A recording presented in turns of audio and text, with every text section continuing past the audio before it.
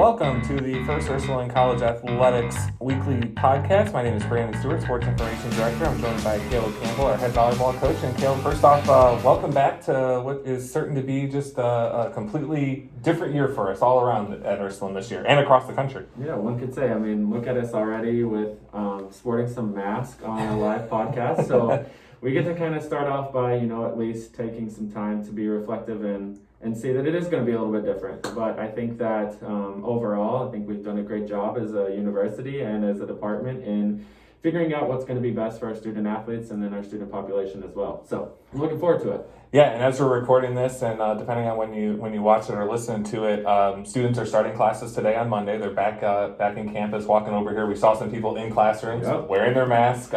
Again, looks a little different, but everybody seems to be adjusting to that. It's going to be an adjustment, especially not only for coaches, but especially for the student athletes. Just the adjustment period that they're going to have, what things are going to look like here coming into this semester. Right. I think it's important too that our student population and student athletes as well both take into account the parameters that are in place across campus, and it seems that everybody's doing a great job so far. Like I said, I think that it was kind of awkward, like seeing people sitting in class, professor teaching with a mask on, students sitting with masks on. But I think overall it's going to be a great experience. And again, I think we've done a great job at accommodating things thus far.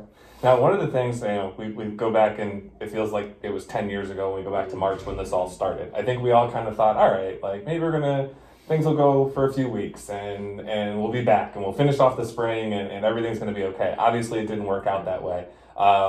But just kind of talk a little bit about the job that your students from a volleyball perspective did just handling the spring semester. We had 88 student athletes on the all-conference academic team, one of our highest GPAs ever, and probably one of the toughest circumstances ever. Sure. But just a great job by them. But can you maybe just talk about it a little bit from a volleyball perspective? Yeah, of course.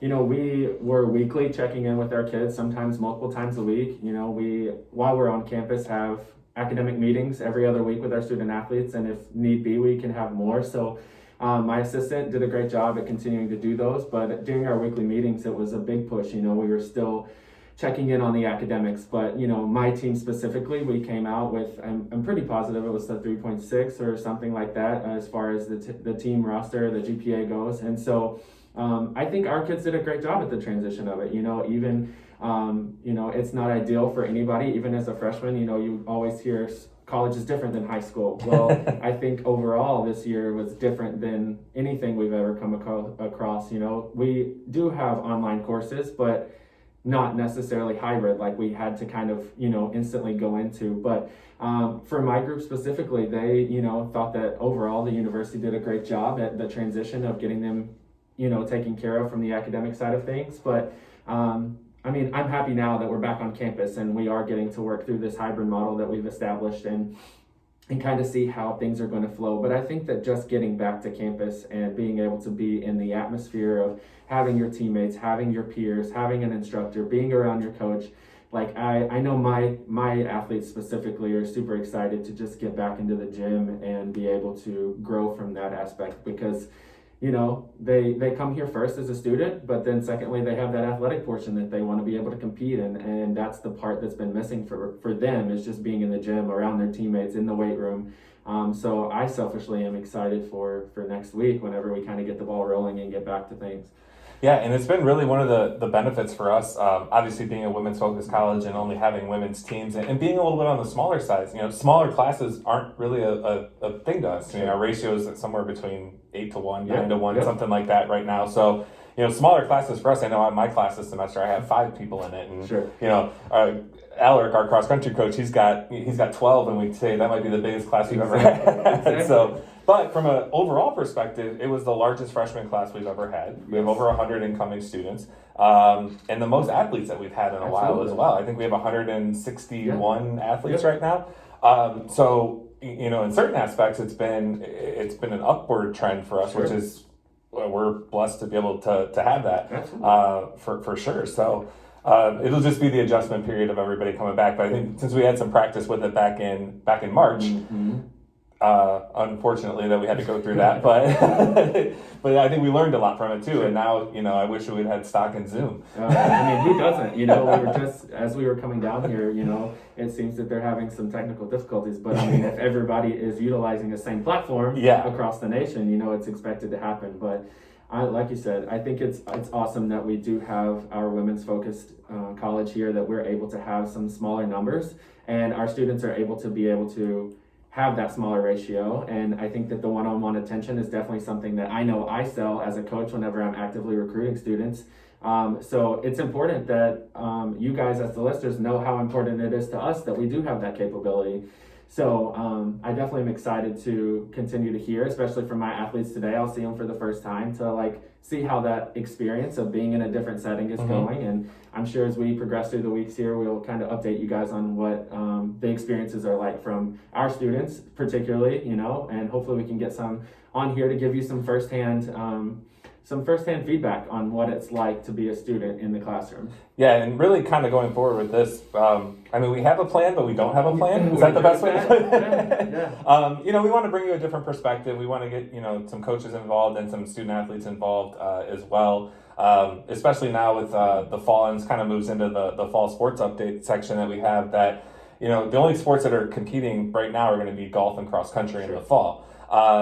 So we want to, still, obviously you would be in season right now, soccer would be in season, some other sports would be starting up and everything like that. So we want to really kind of focus on those student athletes and kind of just give them an outlet to still be known and seen in what would be a time where right now you would already have your third week of preseason, starting the real week, thing. Yeah, I mean, this would be the first weekend for us to start our preseason competition, So this weekend we were gearing up to go play at Clarion and then host a home tournament, which we were super excited about. And then, we were supposed to actually end up going to Alaska the last preseason weekend. Yeah. So, but our athletes are, like I said, and I can't say it enough, they're just excited to be back on campus and be in the gym. So it is very foreign to kind of just sit in my office and not really do a lot of stuff. But I think that has allowed me as a coach to kind of do a little bit of introspection and figure out how I can connect more with my athletes outside of the gym and be a little bit more engaged in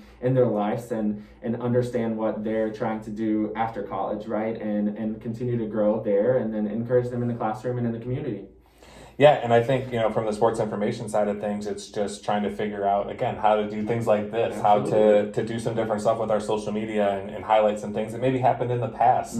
We've been doing, last week we did a Trivia Tuesday, and we've done some Wallpaper Wednesdays, and just different things to keep people engaged, in a time where they're used to seeing game results come across every Friday and Saturday, and race results on the weekends and everything like that. So I think that it goes just back to just trying to be creative and outside the box. And I think that's kind of where we were going with this idea when we talked about it. So it should be a good chance for, our student athletes to get some practice with some of this stuff too. Because some of them are a little shy. Yeah, so I think it'll encourage them to, come out of their shells a little bit. And, I think it might take a little bit of encouragement from us, but I think that they do a great job at, if we were kind of giving them some direction, they do a great job at just being their true authentic selves and giving us that insight to what it's like to be a student athlete here at Ursuline. Yep. And, they moved in this past weekend, moved back to campus. That obviously looked a little bit different with limiting the amount of people that can move people in. Normally, we have a really great partnership with, last year, I think it was the Gilmore football team. The high school came over. They helped move stuff in. We couldn't do that again because obviously you don't want people, touching other people's stuff and all of that. So, again, it looked a little bit different because it was spread out over 3 days. And but just from the players that you've talked to, especially the freshmen, their move-in process, what was it like for them? And then adjusting to dorm life for the first time. I shout out to Gina. Gina, you did a great job. We're very, very happy with everything that you've continued to do to make sure that everybody feels safe and educated. Everybody just across campus, huge shout out to you, but Gina specifically as this topic has come across. But I had athletes start moving in as early as Tuesday of last week, and then my last couple have moved in just over on Saturday. And I think overall they've had a great experience. We are I definitely have the ability now with us being smaller to offer single occupancy in a double room, which is kind of unheard of when it comes to college life. I remember being in a dorm with 3 other people, like, and understanding what the adaptation of other people's space and like their time and being conscientious of those things. But I guess our kids kind of have it made in a way, unfortunately, with the pandemic. And freshmen, I promise this week it's going to be hot. By the weekend, it's going to be 75. There's a high on Saturday. Right. It's going to cool off. Those rooms will get cooler. If you don't have the benefit of... Go get a fan. Yeah. It will cool off a little bit. And then after that, then you'll be worried that it's too cold. So, exactly. Just got to make it through these first couple of days. As far as not having the AC, but I think that's also just part of the experience. Absolutely. Yeah, it's character building. Yeah, I completely agree. And then as far as orientation goes, I had 3 incoming freshmen and a transfer student, and so they all kind of were able to interact with one another yesterday and kind of formally meet each other physically. They physically have seen each other on Zoom, but not like necessarily physically been able to meet one another. So, but I think overall the orientation team did a great job with keeping everybody socially distant and, making sure that all of our students were able to get the experience just as if they would if it was a normal day, right? Or a normal situation, quote unquote normal situation for orientation. So Nancy, here's your shout out. Great job. Brandon and I, of course, got to hop in some vans yesterday and help you out. So great idea, by the way, with offering the ability to run off campus pretty quick and grab some last minute things. So I know that the experience for my individuals that were on my bus going to Target, of course, who doesn't love Target anyway, but shout out to Target. But they, the experience for them was really good. Yeah, I think, sometimes, especially with freshmen or, you're moving from out of state, you might not have a car here yet. Maybe it hasn't gotten here yet. Maybe your parents are driving it out next weekend or the holiday weekend, and, you just didn't have anybody around to get you to go to Walmart and get some basic stuff. So, yeah, that was cool to be able to do for a couple hours yesterday and, take some people back and forth and let them kind of get settled in. And just also, too, the ones that haven't been in this area, just to see the area a little bit. Because, our campus is obviously located in a beautiful plot of land, and it just doesn't seem like there's a whole lot around it. But as soon as you go right down the street, you've got Target, you've got 5 Chipotles, you've got Walmart. Yeah, you've got everything you could possibly need within a quick little trip down the road. So I think that was good. And hopefully that's something that they'll kind of look to continue and do if people are able to need it. But yeah, people got moved in and kind of got settled in and unpacked a little bit. And now, again, going back to the first day of classes today, starting with the class part of it, but then you guys are going to have team meetings and stuff starting this afternoon and concussion testing and all the stuff that you normally have to do, but now with a little bit extra. So it's definitely a cool thing to, I think, with us being kind of pushed back to the spring and for now and anticipating we'll get our competition in, like this kind of gives us a nice platform to kind of slowly progress back into things, which I'm thankful for. Our athletes have not really been in a gym where I could, my staff and I could see what they're doing and how they're growing and what they're doing in the weight room. And so I think it's great that we're kind of taking this week to kind of slow things down and then be able to acclimate from a more, a more integrated platform. We normally it's, hey, you're here on a Friday, we start practice 2 days on Monday, but this is allowing us to, have some time to initiate more conversations about what expectations are from each position or even collectively as a team, and for us to have a lot more conversations and do some fun activities. I know myself and my assistant have taken some time to do kind of a welcome week back with our athletes as far as doing a different activity each day as they get here, and then once cleared this week with all of our concussion testing and physicals and all that stuff, we'll get to start practice next week. But I think it's very important right now as a coach, that I have to step back and take the piece of continuing to keep my athletes engaged and make sure that during this time of maybe not being as active as we normally would be, that we are still doing the right things by keeping them engaged through different activities that are going to collectively set us up for success in the future. Yeah, and I think that's the thing, is keeping them engaged. That's such a huge factor because, again, they're used to being here. The normal move-in day in the normal year, I think, was August 14th this year, August 13th, something like that. So they would have already been here for almost 10 days, 11 days at this point. So they're just getting here now and getting settled in. And again, obviously with the mask and the social distancing, practice is going to look a lot different as well now too. But also, what changes now from, you said, normally you'd be playing a game this weekend, a match this weekend. Now we're talking February or March. Yep. How does the ramping up process kind of work with that? Yeah, so we, compliance-wise, are able to kind of stagger things as far as getting back into the swing of things. So because we're in our non-championship season right now, we do get a 45-day period of being with our athletes for 15 hours. And so I've kind of taken that and kind of worked backwards. So for my sport specifically, our last home match was going to be November 13th and 14th, right? That's what we were going forward with. So I kind of went back from that date and started my 45 days at the end of September. So if we start, once our athletes are all cleared next week, which is the 1st of September, we're going to be working through an 8-hour period for the first 3.5 weeks. So I think it's great that will allow us to kind of introduce the culture of what is Ursuline volleyball, introduce how we do things here from the skill standpoint. And I honestly think that, this is going to be a difference maker in a way. Yeah. It will allow us to kind of take our quote unquote, what is our normal spring, bring it to the fall, and then set us up for some really great success, I think, by being able to do that now and then swing into that 15 hours.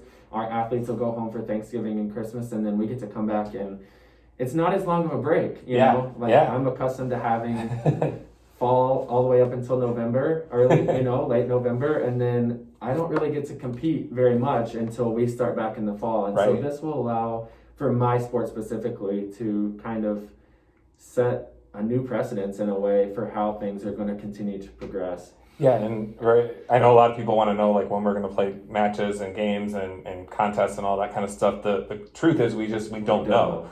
The conference office at the GMAC, they're doing a great job as far as putting together spring modeled schedules. They've been working on that. The goal of the athletic directors has always been to have just a robust, full schedule as much as they can in the spring. There's limitations to that. Not as much for volleyball, but if you look at sports like soccer and lacrosse and the outdoor stuff, especially in Northeast Ohio, it's not exactly nice outside in February to play a soccer game. So, there's going to have to be some considerations there too. And then also you've got indoor and outdoor track, you've got tennis and golf and just stuff where everything's going to be squeezed into a 5-month window instead of spread out over the course of 8, 9, 10 months. So that's going to look a little bit different as well too.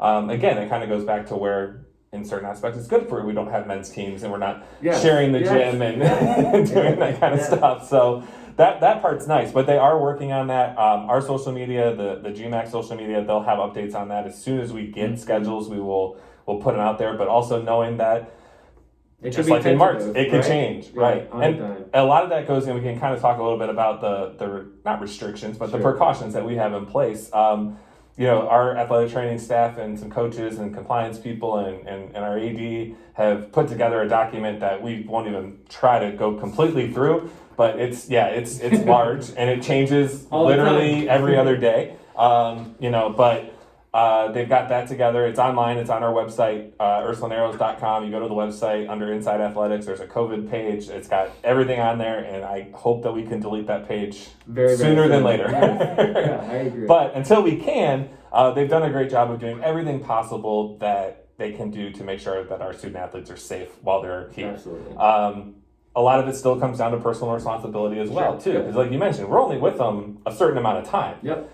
They're with each other and with themselves and everybody else a whole lot more on top of that. Yep. So it's just kind of that personal responsibility piece. I think all of our staff and coaches have done a really good job of just putting that out there to them. Absolutely. But it just comes down to making good choices, and and hopefully that's going to lead us to be able to play. Right. And that's something that I've genuinely tried to do as I've ended each Zoom call with my athletes, is just to empower them to understand that like wearing a mask, social distancing, washing your hands, and just making sure that when you are out and doing things, that if you feel comfortable to go out, like some of my athletes have been like, I just don't feel comfortable. Right. I don't want to expose myself and expose my family. And I think that we just, as collectively as a whole, like you said, have done a great job here at Ursuline. I think our staff has done a great job. And I think that it is going to take some time to adjust. We definitely want all of our students to have the best possible experience that they can. Is this ideal for anyone? No, right? No, This is no. not. But if we just take the time to, like you said, just do the things that we can control as individuals to put us up in, a more successful future, I think that we will definitely be back on the court, in the field, in the pool. Hopefully I didn't forget, on the courts, going all that stuff, right? On the mat for stunt, Yes. So we'll be back very soon without, having any of these precautions that we have to go through. And you mentioned stunt, and we'll highlight that. That's a good topic for another episode. Yeah. But stunt's our newest sport. You could go on and learn more about that at stuntthesport.org is the website for that. But they were here yesterday getting their uniforms. And I saw them, and they look great. By the way, great choice. Yes, so that's going to be the newest sport that will start competing this fall. But also competing this fall, as we mentioned, golf has 2 matches that they're going to play in. Cross country's got a couple races and a conference championship that they're going to compete in. And as we get closer to that, I think the first one is on September 12th for cross country. So we'll be able to preview that a little bit next week. But there are going to be sports that are going to be competing not only here but around the country. So again, it is important that all those precautions are in place. It looks like a lot. It sounds like a lot. It is a lot. Yes. But they're there for a good reason. Sure. And I think that's the best that we can do as far as trying to make it as safe as we can. And another thing that they did, you mentioned the Thanksgiving. Normally we have a week-long fall break in October. Yes. We've gotten rid of that. Yep. And we've ended the semester, not ended the semester, but ended the in-person on-campus part of the semester at Thanksgiving. So when people go home, they're not going to come back till January. Right. And hopefully that's going to give us a little bit of a buffer during flu season and everything like that to really avoid some of those things. Absolutely. So I think the campus, there's a COVID committee that I think meets hourly. It would have to be. Or some type of teamwork discussion that's going on behind the scenes all the time. Right. So they're constantly going through different stuff and different scenarios of things that they can do, again, just to make sure that it's as safe as possible as we kind of get back into things. And through this platform and our other platforms, we're going to try and keep people as informed as much as we can. Sure. So I think we pretty much covered most. Well, actually, no. We got one more thing to cover. So this Thursday night, in the gym, we're going to do a socially distanced movie night. Yeah. Andy, who helped us set up all the equipment for this, is going to help us set up the big screen in the gym, and we're going to spread out. And what are we watching? I honestly don't know. So this is what I think would be a great idea. So I haven't even talked to Brandon about this yet. I think we may choose 3 movies, put a poll up on Twitter. Okay. And I guess let you guys kind of figure out what you guys want to watch. I mean, until we get it up there, I'd love it if, depending on when you're listening to this. That means I got to edit it. Yeah, quick. If we get it up pretty quick, maybe we'll take some suggestions. But if not, then we'll put a couple movies up there. And then we'll put a time as whenever the voting will end. But I think it would be kind of cool for you guys to let us know what you guys want to watch.